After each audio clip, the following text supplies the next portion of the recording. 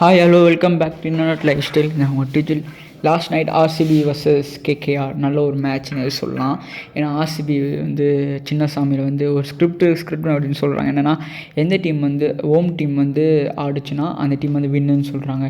இப்போ வந்து சென்னை வந்து எல்லா ரெண்டு மேட்சஸும் வின் பண்ணிட்டாங்க அவங்களோட ஹோம் டீம். ஸோ அதே போல் வந்து என்னென்னா எல்லா டீம்ஸும் வந்து அவங்க எந்த டீம் வந்து எஸ்ஆர்ஹெச் இப்போ ஹோம்னா அந்த டீம் வந்து வின் பண்ணிடுது அப்படின்னு ஒன்று சொல்லிட்டு இருக்கும்போது அதை வந்து பிரேக் பண்ணிட்டாங்க கேகேஆர். ஸோ லாஸ்ட் நைட் மேட்ச்சில் வந்து ஆர்சிபி வர்சஸ் கேகேஆர் போதுனாங்க. அது கேகேஆர் டாஸ் வின் பண்ணி ஆர்சிபியை வந்து நாங்கள் பவுல் பண்ணுறோம், நீங்கள் பேட்டிங் ஆடணும்னு சொன்னாங்க. சரி எவ்வளோ வேணால் சேஸ் பண்ணுறோம் அப்படின்ட்டு. ஸோ அவ்வளோ தில்லாக சொல்லும் போது Virat Kohli and du Plessis open பண்ணாங்க. விராட் கோலி நல்லா ஆடிட்டு இருந்தார். டியூப்ளசி வந்து சரியாகவே பால் சரியாக பண்ணல, அவர் படலை, அவர் ஃபார்ம் அவுட்னு சொல்லியிருந்தாங்கன்னா திருப்பி வந்து அவர் ஒரு ஃபஸ்ட்டு பால் ஒரு 6 ஒன்று ஆனார். அடுத்த பால் அதே போல் ஆடலான்னு பார்த்தாரு, அந்த ஒரு மாதிரி ஸ்கூப் மாதிரி பண்ண பார்த்தாரு. அதே ஸ்லோ பால் போட்டு அஷித் ராணா ஒரு செம்ம பவுலிங் போட ஆரம்பிச்சு. அஷித் ராணா அது அவுட்டு கேட்ச்சு. அதுக்கப்புறம் விராட் கோலி வந்து ஸ்டாண்ட் பண்ணி ஆடிட்டு இருந்தார். அவன் க்ரீன் வரார், கேமரா க்ரீனுக்கு சொல்கிற மாதிரி பால் பட மாட்டேங்குதுங்க. அதேமாதிரி கேகேஆர் பவுலர்ஸ் வந்து வித் கொடுக்கல. அர்ஷித் ராணா ஸ்டார்க்கு அடி வாங்கிட்டார், செம்மையாக அடி வாங்கினார். அதுக்கு பதில் சுனில் நரேன் அண்ட் நம்ம ஆண்ட்ரே ரசல் நல்லா பண்ணி. ஏன்னா சுனில் நரேன் பால் விராட் கோலி அடிக்க ஆரம்பிச்சார். விராட் கோலி ஒரு 50 ரன்ஸ் மேலே ஆட ஆரம்பிச்சிட்டார். 88 for 1 இருந்துச்சு. அது கேமரான் க்ரீன் வந்து தட்டி ஆடிட்டே இருக்கும்போது ரசல் பால்லா போல்டுங்க 88 for 2 wickets. இது சொல்கிற அளவுக்கு வந்து கேமரான் க்ரீன் வந்து இன்னும் நல்லா செட் ஆகலை இந்த பிச்சு. பக்கம் விராட் கோலி மட்டும் நின்று ஆடிட்டு இருந்தார். அதுக்கப்புறம் மேக்ஸ்வெலுக்கு வந்து 3 கேட்ச் ட்ராப்புங்க. சுனில் நரேன் ஓவரில் 1, அஷித் ராணா ஓவரில் 1. இந்த மாதிரி சரி மேக்ஸ்வெல் செம்மடி அடிப்பார் அப்படின்னு சொல்கிற அளவுக்கு மேக்ஸ்வெலும் அவ்வளோ ஆடலை. மேக்ஸ்வெலும் அவுட் ஆகிட்டார். நெக்ஸ்ட் ரஜித் பட்டிதர் மட்டும் வந்தார். ரஜித் பட்டிதரும் அதே ஆஸ் யூஸ்வல் ஃபார்ம் கண்டினியூ ஆகிடுச்சு. அதே விக்கெட் டப்புன்னு விக்கெட் போயிடுச்சு. கடைசியில் வந்தாருங்க நம்ம தினேஷ் கார்த்திக். ஆஸ் யூஸ்வல் தினேஷ் கார்த்திக் வந்து இந்த வேர்ல்ட் கப் ஏன்னா அவருக்கு எங்கேருந்து பவர் வரும்னு தெரியாது. விராட் கோலி மட்டும் ஒரு பக்கம் ஸ்டாண்ட் பண்ணி நிற்கிறாரு. 50 பால்ஸ் கிட்ட 80 ரன்ஸ் மேலே ஆச்சு. இந்த லீடிங் ரன் ஸ்கோரர் ஆகிட்டார். இந்த பக்கம் 8 பால் 20 ரன் அடிச்சாருங்க தினேஷ் கார்த்திக். 8 பால் 20 ரன் ஆடினார். சூப்பராக ஆடினார் தினேஷ் கார்த்திக். டார்க் ஓவரில் 16 ரன் கடைசி ஓவர் தினேஷ் கார்த்திக் நல்லா ஆடினார். டார்கெட் வந்து 182 ரன்ஸ் கிட்ட அடித்தாங்க. 182 ரன்ஸ் கிட்ட அடித்தாங்க. சரி நெக்ஸ்ட்டு வந்து கேகேஆர் பேட்டிங். ஆனால் எப்போவுமே வந்து கம்பீரோடைய ஸ்ட்ராட்டஜி என்னென்னா நம்ம சுனில் நரேன் வந்து ஓப்பனிங் ஆட விடுவார். அதேமாதிரி Sunil Narine and Philip Salt வந்தாங்க.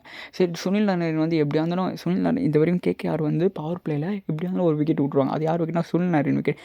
ஏன்னா சுனில் நரேனோட ரோல் என்ன போனவொடனே அடிக்கிறது தான். அதே போல் அடிக்க ஆரம்பித்தார். என்ன தப்பு பண்ணிட்டாங்கன்னா சுனில் நரேன் வந்து ஸ்பின்னர் கிட்ட வந்து வீக்கன் அப்படின்னு சொல்கிறோம். ஆனால் ஸ்ட்ராட்டஜி என்ன சொல்லுறான், சுனில் நரேன் வந்து இந்த ஆர்சிபி ஸ்பின்னரை வந்து ரொம்ப அட்டாக் பண்ணியிருக்காரு. ஆர்சிபி ஸ்பின்னர் செம்மையாக அட்டாக் பண்ணியிருக்காரு அப்படின்னு சொல்கிறாங்க.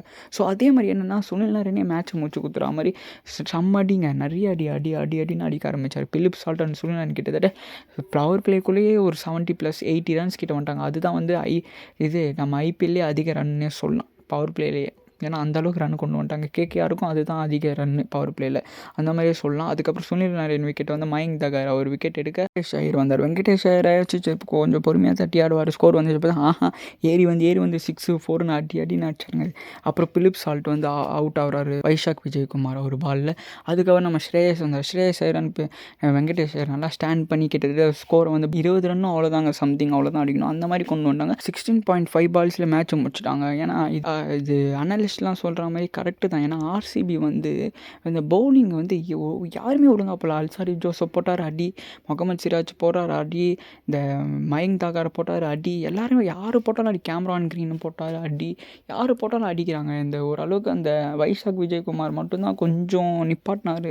சம்திங் 20 ரன்ஸ் அவ்வளோதான் கொடுத்தாரு. ஏன்னா இப்போ வந்து அவங்க ஆர்சிபி வந்து இந்த மாதிரி இருந்தாங்கன்னா பிளே ஆஃப்ஸ்குள்ளலாம் சான்ஸே கிடையாது. ஏன்னா இந்த ஹோம் டீம் வந்து தான் எல்லா மேட்சும் ஜெயிக்குது அப்படின்னு சொல்லிட்டு போது இங்கே வந்து அந்த ட்ரெண்டே மாற்றிடுச்சு. ஸோ அப்போ அந்தளவுக்கு வந்து கொஞ்சம் பவுலிங்கில் வந்து ரொம்ப கம்மியாக தான் இருக்காங்கன்னே சொல்லலாம். ரொம்ப கம்மின்னே சொல்லலாம், கொஞ்சம்னே சொல்ல முடியாது.